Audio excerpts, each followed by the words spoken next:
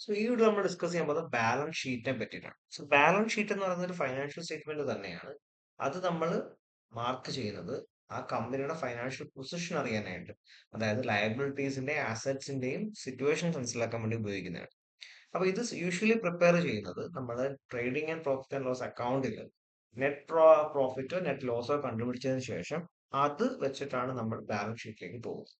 Balance ഷീറ്റിൽ എഴുതുമ്പോൾ ശ്രദ്ധിക്കേണ്ട കാര്യം, നമ്മൾ അസറ്റ്സ് ആൻഡ് ലയബിലിറ്റീസ് മാത്രമേ നമ്മൾ ബാലൻസ് ഷീറ്റിൽ മാർക്ക് ചെയ്യൂ.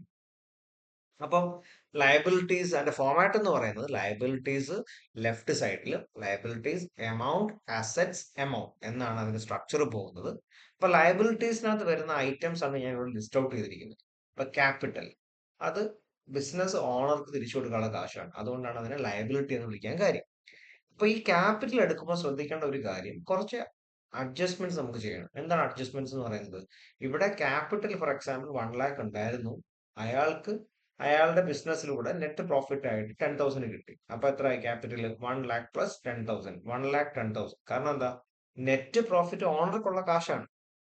അതിനിടയ്ക്ക് അയാൾ കമ്പനിയിൽ നിന്ന് കുറച്ച് ക്യാഷ് വിഡ്രോ ചെയ്തിരുന്നു, അറൌണ്ട് 20,000 റുപ്പീസ് ആ ഫിനാൻഷ്യൽ ഇയറിൽ വിഡ്രോ ചെയ്തിരുന്നെങ്കിൽ 1,10,000 മൈനസ് 20,000, ദാറ്റ് ഇസ് 90,000 മാത്രമേ ബാക്കിയുള്ള ക്യാപിറ്റൽ ഉള്ളൂ.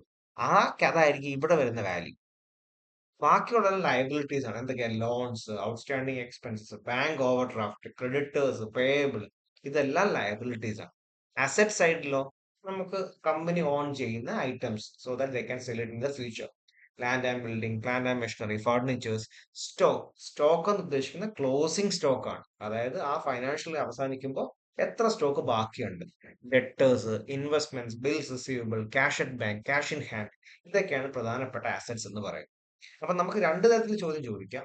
ഒന്നെങ്കിൽ നമുക്കൊരു ട്രയൽ ബാലൻസ് തന്നതിന് ശേഷം, ലിസ്റ്റ് ഓഫ് ഐറ്റംസ് തന്നതിന് ശേഷം ട്രേഡിംഗ് അക്കൗണ്ട് പ്രിപ്പയർ ചെയ്ത്, profit and loss account prepare ചെയ്ത്, അതിൽ നിന്ന് കണ്ടുപിടിച്ച നെറ്റ് പ്രോഫിറ്റും എടുത്ത് ബാലൻസ് ഷീറ്റിലേക്ക് പോകാം. അല്ലെങ്കിൽ ഡയറക്റ്റ് ക്വസ്റ്റ്യനിൽ എന്ത് ചെയ്യാം, നിങ്ങൾക്ക് നെറ്റ് പ്രോഫിറ്റോ ലോസോ തന്നതിന് ശേഷം അത് ഇന്ന് കാൽക്കുലേറ്റ് ചെയ്യാൻ ചോദിക്കാം. അപ്പൊ നമ്മൾ ഇന്ന് ഡിസ്കസ് ചെയ്യാൻ പോകുന്ന ഒരു ക്വസ്റ്റ്യൻ എന്ന് പറയുന്നത്, നമുക്ക് set of items list out ചെയ്തിട്ടുണ്ട്. ഓക്കെ, ആ ലിസ്റ്റ് ചെയ്തിരിക്കുന്ന ഐറ്റത്തിൽ നിന്ന് നമുക്ക് ബാലൻസ് ഷീറ്റ് പ്രിപ്പയർ ചെയ്യാം. അപ്പൊ നോക്കിയ ക്വസ്റ്റ്യനിൽ ഒരു കമ്പനിയുടെ പേര് വന്നിട്ടുണ്ട്, ഡേറ്റ് തന്നിട്ടുണ്ട്. സോ നമുക്കറിയാം, ഫസ്റ്റ് ഓഫ് ഓൾ നമ്മൾ പ്രിപ്പയർ ചെയ്യേണ്ടതിന്റെ ഫോമാറ്റ് ആണ്. So the format starts like this. എന്താണ്? ആദ്യം നമുക്ക് ടൈറ്റിൽ ഇടണം, that is balance sheet of, ഞാൻ ഇവിടെ കോപ്പി ചെയ്തിടുവാണ്, ബാലൻസ് ഷീറ്റ് ഓഫ്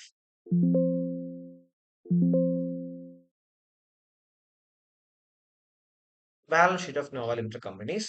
പിന്നെ വരുന്ന കാര്യങ്ങൾ എന്തൊക്കെയാ? Liabilities, amount, assets, amount.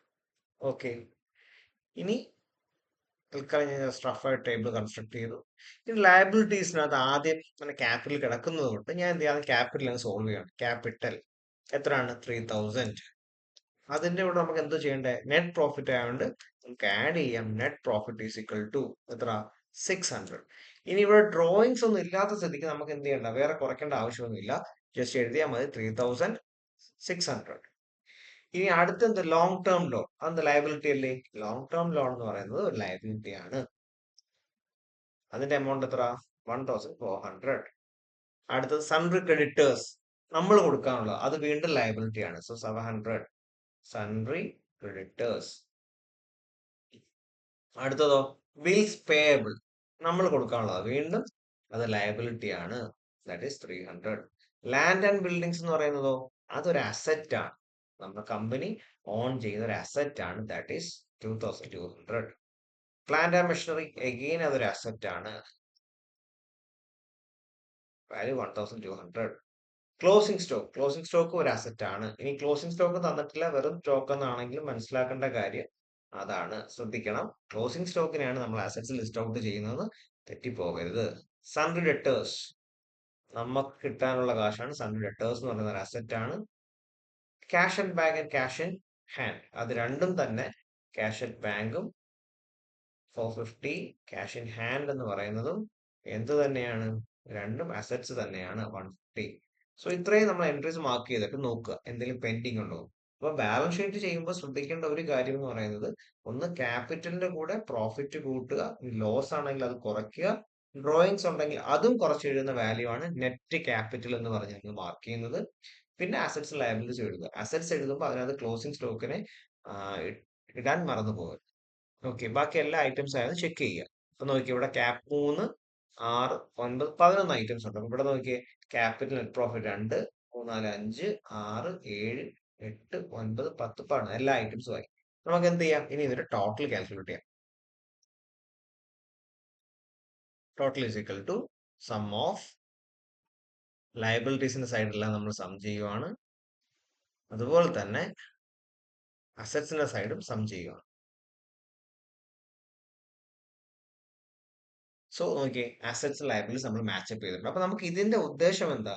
നമുക്ക് ഇത് നോക്കുമ്പോൾ തന്നെ അറിയാം കമ്പനിയുടെ പൊസിഷനിങ് എങ്ങനെയാണ്. അസറ്റ്സ് എന്ന് പറയുന്നത് എത്രത്തോളം ഉണ്ട്, അതിൽ ഏത് ടൈപ്പ് ഓഫ് അസറ്റ്സ് ആണ്, കറണ്ട് അസറ്റ്സ് ആണോ, ഫിക്സഡ് അസറ്റ്സ് ആണോ എന്നുള്ള കാര്യങ്ങളൊക്കെ നമുക്ക് മനസ്സിലാക്കാൻ പറ്റും. അപ്പോൾ ഒരു ബാലൻസ് ഷീറ്റ് കിട്ടിക്കഴിഞ്ഞാൽ, അല്ലെങ്കിൽ ഒരു ലിസ്റ്റ് ഓഫ് ഐറ്റംസ് വന്നു കഴിഞ്ഞാൽ ഈസി ആയിട്ട് ബാലൻസ് ഷീറ്റ് പ്രിപ്പയർ ചെയ്യാം. Provided we need assets and liabilities. അത് രണ്ടും രണ്ട് സൈഡിലേക്ക് മാർക്ക് ചെയ്യുന്നു. അതിനകത്ത് എക്സ്ക്ലൂസീവ് ആയിട്ട് ശ്രദ്ധിക്കേണ്ട കാര്യം എന്ന് പറഞ്ഞാൽ ക്യാപിറ്റൽ, പ്രോഫിറ്റ്, ഡ്രോയിങ്സ് ഇതിനെ ആഡ് ചെയ്യാനും സബ്ട്രാക്ട് ചെയ്യാനും മറന്നു പോകാതിരിക്കുക. അങ്ങനെയാണെങ്കിൽ നിങ്ങൾക്ക് നമ്മൾ കഴിഞ്ഞ ട്രേഡിംഗ് ആൻഡ് ലോസ് അക്കൗണ്ട് ചെയ്ത പ്രോബ്ലത്തിന്റെ വേണമെങ്കിൽ ചെയ്ത് നോക്കാവുന്നതാണ്. പക്ഷെ അതിൽ നമ്മൾ ശരിക്കുമുള്ള ക്വസ്റ്റ്യനകത്ത് ചെറുതായിട്ടൊരു ട്വിസ്റ്റ് നടത്തിയിരുന്നു. അതായത് ക്യാപിറ്റലും അതുപോലെ തന്നെ ക്ലോസിംഗ് സ്റ്റോക്ക് ഒക്കെ മാറ്റം വരുത്തി. മാറ്റം വരുത്താതെ നിങ്ങൾ ചെയ്ത് നോക്കാം. Okay, so thank you.